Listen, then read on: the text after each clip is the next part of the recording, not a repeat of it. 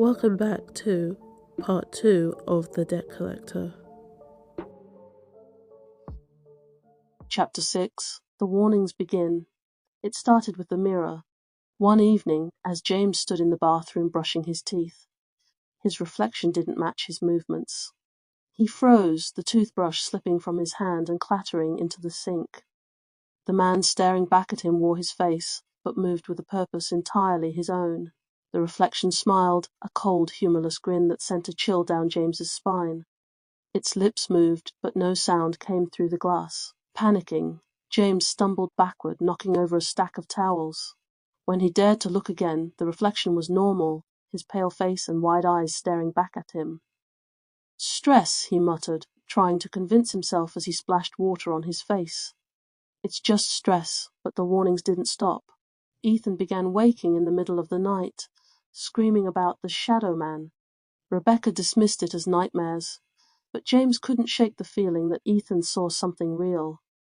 Then there were the phone calls, static-filled messages that came at odd hours. No matter how many times James changed his number, the calls persisted. The static was always followed by faint laughter, and once, the whispered words. "You're running out of time." Chapter 7. The price revealed. One evening James returned home to find a letter waiting on the kitchen table. Unlike the usual junk mail or bills, this envelope was stark black, the handwriting on it eerily familiar. His stomach churned as he opened it. Inside was a single sheet of paper, blank except for a line of text written in blood-red ink, "Payment is due." The words swam before his eyes and his knees buckled. Rebecca entered the room, startled by his pale face and shaking hands. "What's wrong?" she asked, reaching for him. "Nothing," James lied, shoving the letter into his pocket. "Just tired." That night, unable to sleep, James sat in his office, the black letter clutched in his hands. The room felt oppressive, the air thick with something unseen but tangible. He stared at the letter, his pulse pounding in his ears. "What do you want from me?" he whispered into the silence. As if in response, the shadows in the room began to shift, pooling together into a corner.